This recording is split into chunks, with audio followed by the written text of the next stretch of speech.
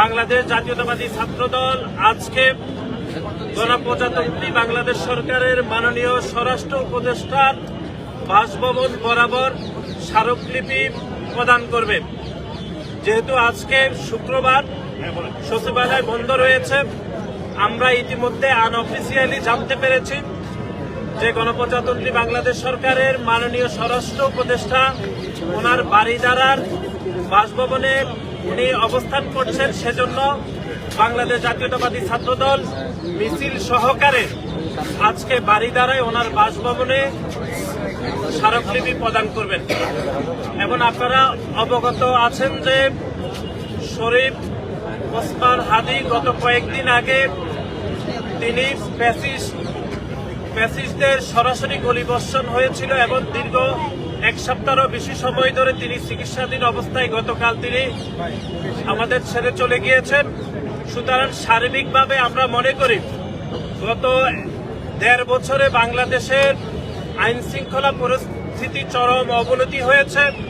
বারবার বাংলাদেশ জাতীয়তাবাদী ছাত্রদলের পক্ষ থেকে আইন শৃঙ্খলা পরিস্থিতিকে উন্নীত করা এবং একটি গণতান্ত্রিক বাংলাদেশের স্বপ্নে আমরা যখন একটি জাতীয় নির্বাচনের দিকে একদম এগিয়ে যাচ্ছি, ঠিক তখনই শরীফ ওসমান হাদীকে গুলি করে বাংলাদেশের গণতান্ত্রিক ব্যবস্থাকে নস্যাৎ করার এক ধরনের অপচেষ্টা চলমান রয়েছে।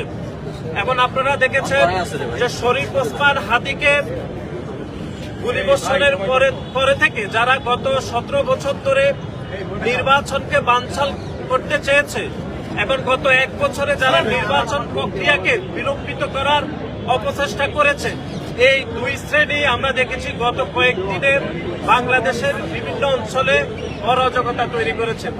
শুধু অরাজকতা তৈরি করে নাই, ওসমান হাদীর মৃত্যুকে কেন্দ্র করে বাংলাদেশের বিভিন্ন প্রতিষ্ঠানে তারা হামলা করেছে। বাংলাদেশের শীর্ষ গণমাধ্যম প্রথম আলো এবং ডেইলি স্টারকে তারা আগুনে পুড়িয়ে দেওয়ার মতো দুঃসাহস দেখিয়েছে। সুতরাং সার্বিকভাবে আমরা মনে করি আইন শৃঙ্খলা পরিস্থিতি চরম অবনতি হচ্ছে এবং সার্বিক সকল বিষয়ে যারা হত্যা করেছে তাদের বিচারের দাবি এবং আগামীর যে গণতান্ত্রিক বাংলাদেশ, সে বাংলাদেশের কে যেন বাধাগ্রস্ত না করতে পারে সেজন্য আজকে আমরা স্মারকলিপি প্রদান করি।